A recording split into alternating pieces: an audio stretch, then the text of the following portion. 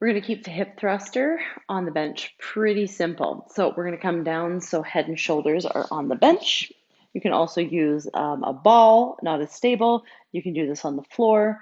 But this one's nice because you're going to get a little bit more range of motion, a little bit more overemphasis in the upper portion of the glutes, and you can add resistance if you want. It's easier to get on and off into another superset if you choose to do that too. So you want your head and shoulders to be relaxed.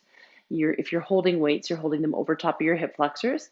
You want to start making sure that your ribs aren't popping and your hips are down. Okay, so they're in a little bit less than an unneutral position, so in a little bit of an anterior tilt. From this position, you're going to make sure your hips are grounded, your heels are grounded, and you're going to thrust the hips up into a posterior pelvic tilt. So you're drawing the hips towards the ribs, breathing out and pulling the belly button in. Inhale as you go down, exhale. So level number one would be to start with both feet on the ground, making sure that the knees are staying over top of the toes and not falling out to the side or in. Okay, relatively staying pretty straight and stable, flexing through those glutes. Then if you want to challenge yourself coming up, but being able to keep those hips straight is one leg. So the leg that I'm not using the toe, so the leg that's stabilizing is the leg that's going to be working, and this one is just holding my hips nice and straight. So 10 to 12 per side. If that's what you choose to do, you can hold one weight over top of your hip flexor, and you can even hold your head like so if it wasn't comfortable or feasible to put your head back like that.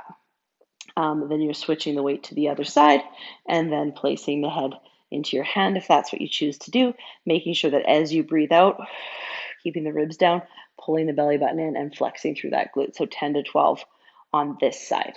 You can also challenge yourself once that seems easy, but this is a little bit harder and you want to make sure that you're probably not loading a lot of weight for this one because you don't want to feel the instability of the back. Another way to do this one is place the head in the hand and you can hold your knee in towards your chest on this one. And that's going to keep your hips from moving. So you can do this. And you're going to feel that glute. I can actually feel it burning way more as soon as I bring that leg in because it's challenging the stability of my hips. As long as you do that with one side, you must do that with the other side. So if you don't have the flexibility to bring that knee up on one side, don't do it on the other. But let's be real, coming here and starting with both legs on or just one heel lifted is enough for a great glute workout, making sure you're working on that form and that breathing.